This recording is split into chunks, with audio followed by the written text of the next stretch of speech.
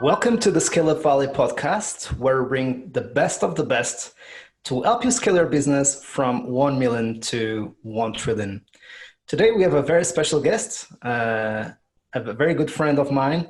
His name is Richard Franzi, partner at Renaissance Executive Forums. Rick, welcome to the show. Mike, thank you very much for the invitation. You and I have been friends for a number of years, and I am excited to be on your podcast today. Likewise, it's really a pleasure to have you on the show.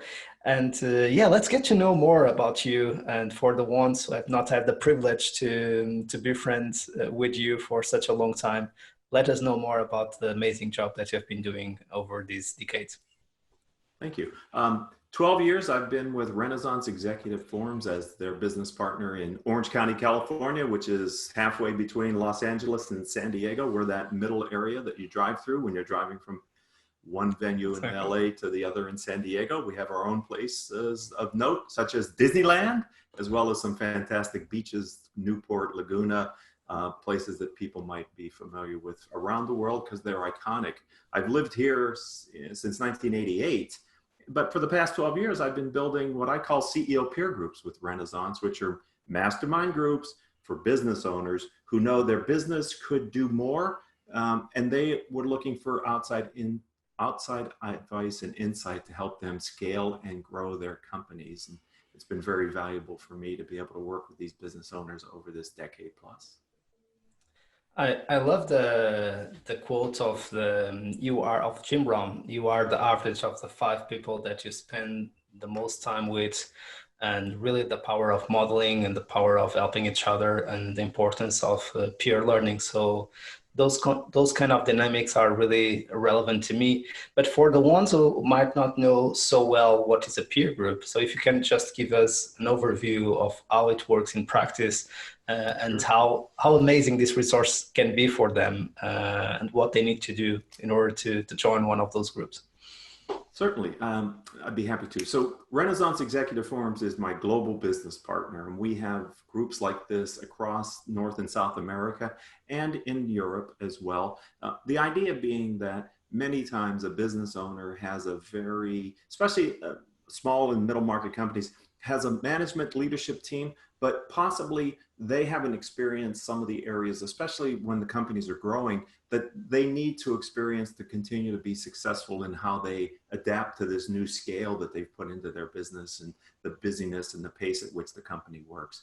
We put them in a room, Renaissance Executive Forums, to let them leverage what we call the collective intelligence. In other words, the brain trust that we put around them allows them to get knowledge and experience from the other people who maybe have walked a slightly different path and maybe have experienced some of the things that this business owner is now going through for the first time. It's not the first time for the other members in the group, and they can help her or him to kind of think through and model what the possible outcomes could be of a strategic decision that they have to make, or maybe a challenge that they are facing, which COVID-19 has introduced many uncertainties into the business world, and thinking that out loud with other people has been very helpful for our members.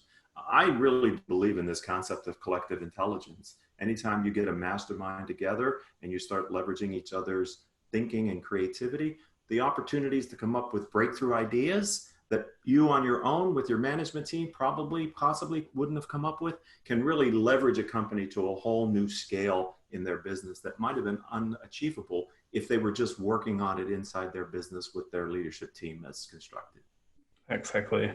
And we can then discuss this a little bit later, but I think that something very interesting is really, and we talk about this several times, the importance of listening. So sometimes even within our management teams or leadership teams, we are not listening our people, and we are not listening the most informed and the people that know more about a certain subject. So for instance, a good example is the VP of marketing or the VP of sales might know more about sales and marketing than the CEO, but usually who talks about it or who imposes a little bit more sometimes it's the CEO and doesn't give enough space for the VP of marketing and the VP of sales to shine.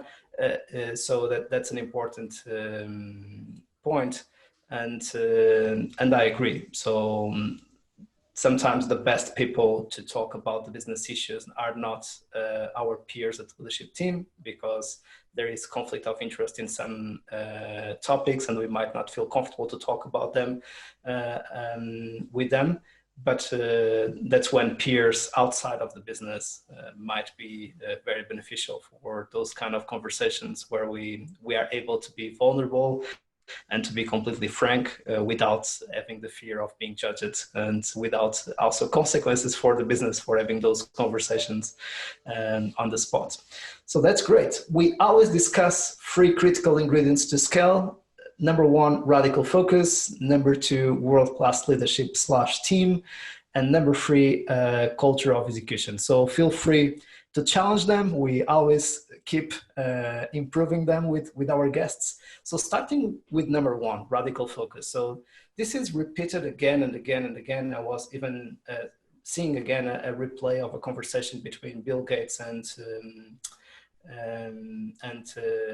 the oracle of Omaha, Warren Buffett, and they were commenting how important it was focus for themselves. So they are very good at saying no and no again and again and again. So it's very tempting to change all your priorities a lot of times. It's very tempting to keep your priorities as 5 or 10 that nobody remembers. And at the same time, it is very tempting to change those priorities very quickly when a crisis emerges. But it can be also very stubborn and very not intelligent to not change those priorities when the external context change. So how do we find balance when we prepare everything for 2020, and in March or April 2020, Europe and North America get completely hit by this pandemic crisis? So how did you help your CEOs and your groups to redefine their critical priorities with so many calls and so many confusion out there? That is a great question, because since middle of March here in Southern California, the business climate and the business world has changed almost what seems like it was overnight, with the decision by our governor to have people in the state working from home. And so it was interesting to me, because each month in our peer groups, we have expert insights. We have someone share knowledge for the benefit of the members so that they can be more informed. And I just so happened, when I planned the curriculum, which I do well in advance, I had an expert on contingency planning and being able to respond to what we face here in Southern California many times, which is business interruption caused by nature, earthquake. Doesn't happen as often as fire or floods. And so we were talking about, what do you do to be ready for the unforeseen? And then later that same month, we had this stay-at-home order in COVID-19 really take hold, unfortunately, here in Orange County, California. My focus for my business when it started was customer relationship and customer focus. That my commitment was to the community, and to be able to help to get them ideas and information that would help them in the context of their business day to feel slightly more in control of what is a very unpredictable and almost uncontrollable situation, the externalities for their business. I recognized how impactful COVID-19 would be on a number of my community members, if not everybody in my community in some way or the other has been touched by COVID-19. So we definitely have a shared experience. At the end of the day, what I knew was, how do I bring to them, curate information in the moment that they need? And frankly, Mike, it's changed almost week by week as we've moved through this. We're sort of in California moving back a bit to where we were relative to cases in the crisis. But for my radical focus, it has continued to be, how do I help my members deal with the reality that is today, while trying to foresee the future, but recognizing that events are larger than we've controlled, at least on the health side. And so we may not be able to speak with specificity about what's going to be even in August, let alone the rest of the year. Right. My focus right now is delivering value in the moment for my members to help them to reduce some of the uncertainty that they're being faced with because of COVID-19. Love it. And so moving to, and I think both are very related, of course, to the world-class leadership slash team. Um, as you know, staying focused and staying in a chaotic time and the pandemic crisis might be very challenging. So it is very easy to look back and see that maybe we were paralyzed to take some decisions, or we were a little bit on a hurry to make some decisions that we could have been waiting a little bit more to make those decisions with more information and more data. But and it's very difficult to be a wartime leader and a peacetime leader at the same time. So on a certain way, high growth firms are always on what we call wartime.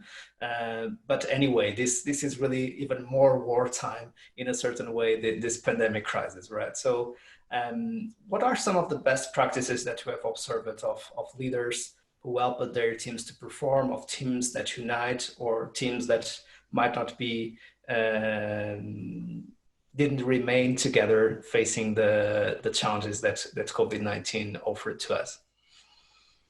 As your experience suggests, working with fast growth companies, that's kind of a wartime mentality because of the rate of change and the newness of the business model and the decisions that have to be made. And I feel like in the 12 years working with business owners here in Southern California, we're even in the best of times with the economy. There were always topics in the room that needed to be dealt with that felt like a crisis or a looming crisis or an issue that had to be faced to allow for continued success. So being the leader of an organization, I know that personally because I ran a manufacturing company for a number of years before deciding to be a coach for business owners. The things that get to the desk of the CEO or the president usually are things that can't be solved by the right people in the right bus, and so you get really faced with difficult decisions that are uncertain. What has COVID-19 done for my community? It has brought another level of uncertainty to the business decision making, and the ability to make a decision, to take some action, to fail fast, to learn from that experience, and then to reiterate it and not lose your motivation or your confidence that you'll find the solution is critically important. Always in business as you scale your business, because you're facing a new frontier, a new challenge, a new opportunity. Being willing to try something with the idea that it may or may not work, but we're going to try it and learn from the experience is even more critical now when, unfortunately, because of the level of uncertainty, some business owners can be paralyzed by not having enough data to make the decision, being uncomfortable that the risk is too high to make any decision, which is probably the worst decision to make, because by making no decision, you've made a decision, which is to stay where you are. And if you're not satisfied with today, why wouldn't you move in a direction to try to improve your reality? So I think one of the key best practices is this idea of a minimum viable product. We think about that in technology, about the product, it's evolution. I think about that as a leader in the company. You have to evolve. The leader has to evolve and the company will evolve with them. But in my experience, as both being a leader and coaching leaders, the business will not evolve if the leader isn't evolving. That math function does not work. The company only can evolve at the rate at which the leader and her leadership team are willing and able to evolve as leading the organization. If not, they end up being a governor to the company's growth and potential because the people can't move past or faster than the leadership is willing to move. Exactly. And I'm sure that a lot of people needed to think about very difficult decisions on the human side, as layoffs, on some firing people, etc., etc. And those are very tough conversations to have. And at a certain time, also to prepare the organization as a whole for those kind of actions. So ensuring that we are transparent and frank during all process, without demotivating our team to keep focused on, as you said, on the customers, on serving the customers, on keeping the mission, the values, and the vision alive. So how do you talk about those topics with your leadership team, and how do you share this kind of decisions with the whole company on your experience? One of the lessons that my community and myself too, we have learned is that you can move faster than you think you can, even in strategic areas. I'll give you an example. There is the saying that necessity is the mother of invention. And for years, we've talked about in our communities, how do you virtualize your workforce? And there has been a consistent discussion about the pros and cons of doing that, and then the reality of how you implement that with your employee population in a way that your employees feel is fair, adequate, etc. Literally overnight here in Southern California, businesses who were deemed non-essential were required to have their workforce work remotely. And literally, either overnight or certainly within a course of a week, my community was able to virtualize their entire business. That leads to me to exponential thinking. In other words, the question that we now have in our community based on our experience in March is, what are the roadblocks that are either artificial or we believe are real, that if we commit to making that decision and taking that action, we can implement at a much faster rate than we would normally.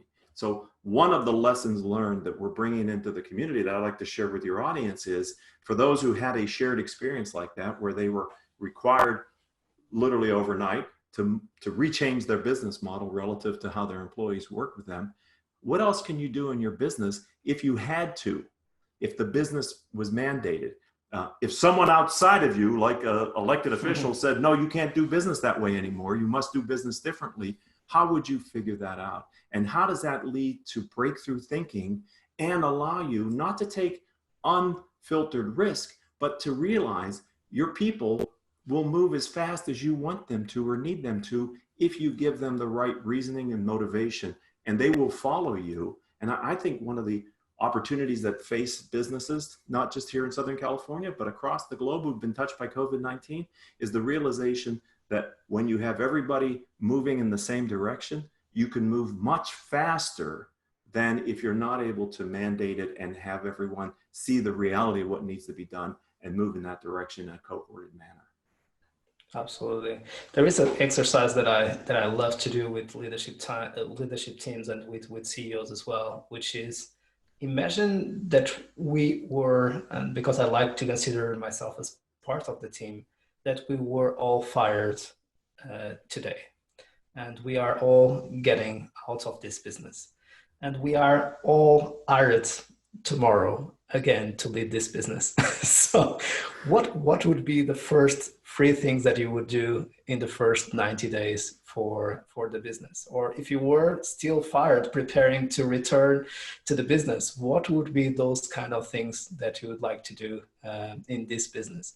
So I think that this kind of exercise helps a lot to have an outside perspective about the same reality. And it's also gives us the opportunity to detach ourselves from the emotions and from the people that we are used to be in touch with, which is an important thing for any leader that is human and that likes people in a certain way. So let's move to culture of execution. So as you have anticipated, working from home is a new reality. We have been discussing this for almost a decade or more now. And from one day to another, we needed to adjust and start living in this new format. And we were able to adjust and understand the pros and the cons of working remotely. So going through all these changes, these strategic shifts, these product shifts, these marketing and sales shifts remotely can be even more challenging. So what have you seen as some of the best practices to keep everyone aligned and on the same page working from home? Great question. Living it right now, one of the I think advantages, well, I know advantages for the members of our community here in Southern California is that we actually have several members who've had a virtual business model for years. Technology companies, global workforce. And so to have those individuals in the room, virtual room, with more traditional businesses has been really valuable to get from them the lessons learned. And so there was much talk in the beginning about it's a different world. I don't see people. How do I successfully lead a virtual company now that I'm 100% virtual, including myself as the leader, right? And so that was very beneficial to have people with deep experience, successful experience. The other key that we emphasize is the role of communication. Leaders are sampled continuously or are observed by their employees because their employees are trying to read the boss and the leadership team to understand if they know something at a leadership level that the employees haven't seen yet that may directly or indirectly impact them. So that level of desire to understand what may not be known by the rank and file exists in business all the time. It's even more the case now when there is so much uncertainty in the business world, and people are obviously most concerned with, well, what does that mean for me, and am I okay, and is the company going to be okay? So we have worked very closely with all of our leaders, CEOs, about the power of communication. Silence isn't acceptable because in the vacuum, someone will fill that with an opinion or with a voice, and you need to have your voice as a leadership team helping people to understand. It's okay to admit you're not sure what's going to happen next month, but you're sure that you're going to be there to help them to make the decision. And so one of the key lessons that we continue, and I think it's a best practice, especially the larger your organization, the more far-flung it is, it's critical that the leader is being transparent, is being honest about what they see, and available to answer questions and give direction, even if it has to be very qualified direction, because there are externalities to their business that no one expects them to be able to control, just to be kind of thinking about it and planning for it. Because at the end of the day, the CEO of the business has a responsibility to her people or to his people to care for them. And in a world like today, where it's not just employment, but it's health, there are more serious concerns that employees currently have about the work environment and the future of employment. Exactly. And it's curious to see that we are seeing some companies getting back to the office or having more a hybrid model nowadays. I think that's the current trend. Nobody wants to make the decision of fully remote or only office, to have a kind of a hybrid term where you work some days out of the office and some days out of home, and you can manage it autonomously. So you decide what days you work from home and what days you work from the office. And if you decide to be at home all week, that's fine as well, as long as you don't have any commitments and there is not a need to go to the business. And we also discussed here the importance of mission, vision, and values. So those kind of decisions and the way we behave it during these weeks really shows much more about values than anything that we can talk about those values. So what have you seen? So how CEOs and leadership teams strengthen their cultures in a war mode working from home? That's a really good question, because I think under fire, your mission, vision, and probably most importantly, your values are tested. As the members of my community are preparing to bring their employees back to work, the most important thing for them is the health and safety of their employees. It's a new level of concern that previously hadn't really been. Well, they were concerned for the health and safety of their people. It was in a more controllable way. Today, the measures that we're taking to ensure that the people are safe is above and beyond anything that I have seen in my years in business. It's appropriate, I believe, given the risk that their employees are under, and it's required for the people to feel that they are valued by their employers and not just being asked to do something that would be risky for them. And so walking the walk of your values, going back to communication, reminding people when you make decisions how that aligns with your value system can be very powerful reinforcement for the culture of the company. I believe you can have as strong of a culture virtually as you can in person, but you must do things differently and more overtly many times to reinforce the virtual water cooler, if you want to use that term, for bringing your people together, the campfire around which they can huddle to share experiences, because now many times they've been remote, and in some places here they've been remote for 90 plus days, and that takes its toll a bit on people if they're not set up to work from home. So working your culture into your virtual company is a little more challenging, but as we've learned from our members who have virtualized companies, you can have as strong of a positive culture virtually as you can with a traditional model. The other side of it is there is an opportunity to look at your income statement and where you've had some classic expenses, starting with real estate, and rethink that expense line and consider what you might be able to do to improve the business in other ways if you lower that expense line. Another area that we've seen here, and I don't know how long this will last, but is in travel and entertainment, T&E.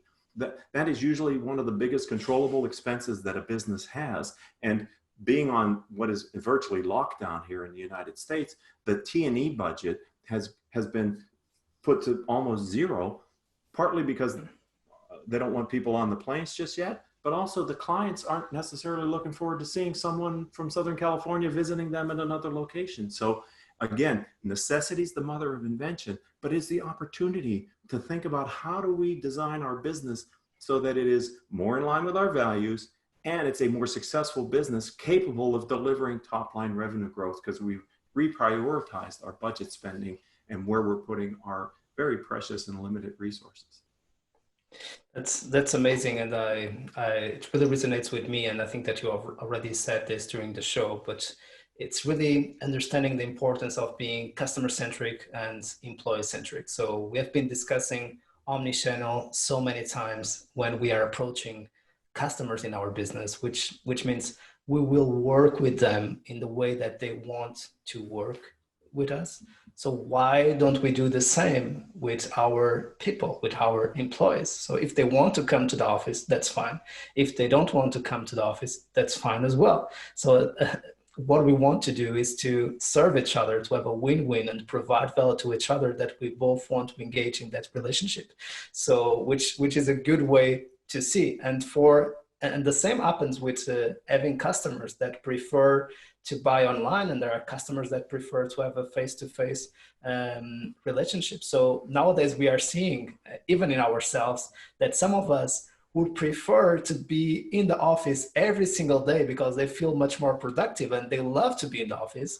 There are some of us that are getting a much better time, being much more productive, and that wants to be to keep working from home. And I would say the majority wants to have a balance, or the power to choose if they will be in the office or if they will be at home, according to what are the kind of work that they need to deliver to achieve the results of the team and of the company as a consequence. What, if I could, one of the things that we're observing, and this is not statistically significant, it is from my data set, which is Southern California, and then the larger Renaissance International Organization, which is north of 2,000 business owners and CEOs.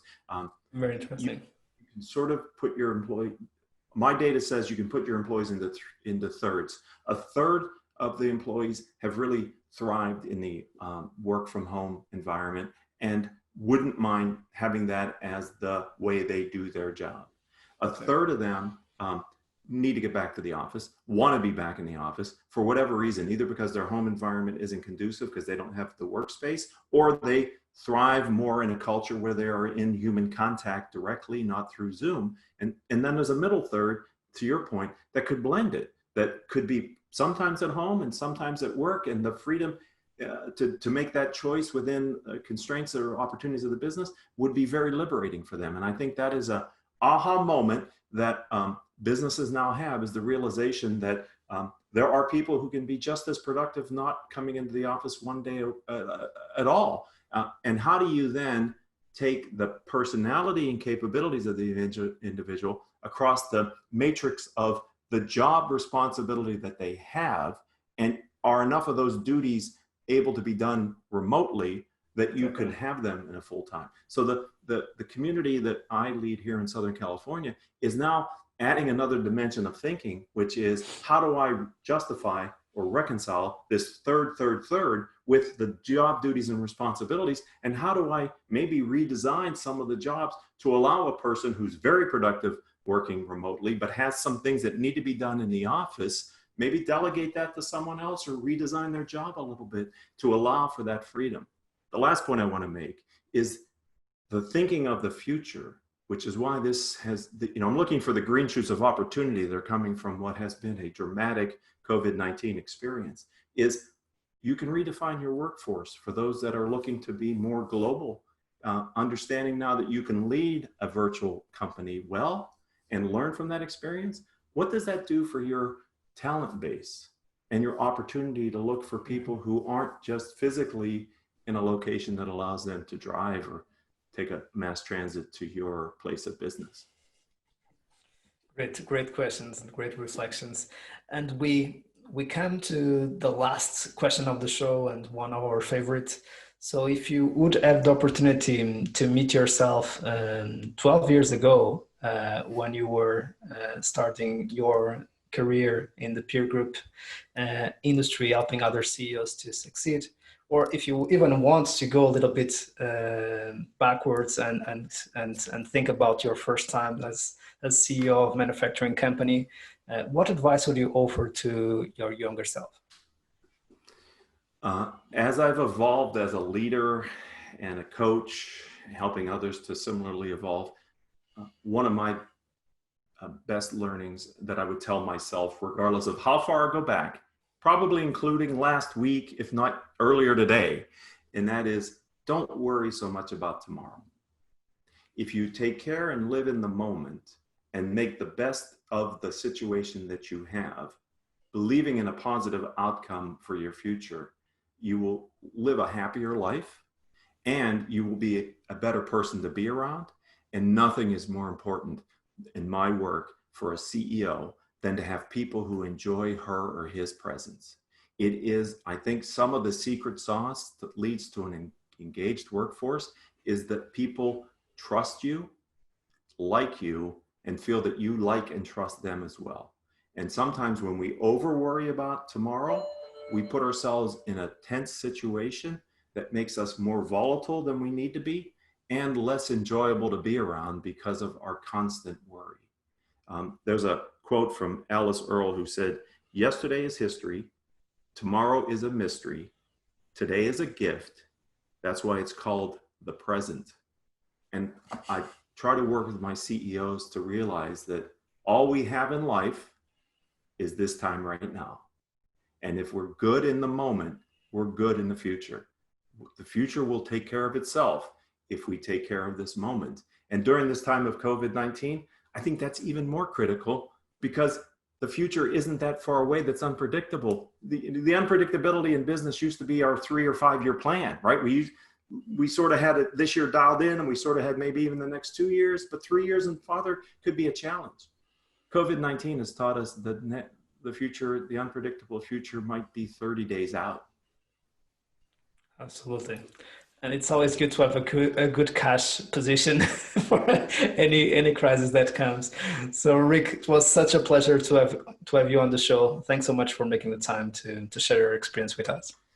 Mike, thank you for this opportunity. And to our community, thanks for being on that side. We keep here bringing you the best of the best so you can thrive during wartime and peacetime. So see you soon and keep scaling.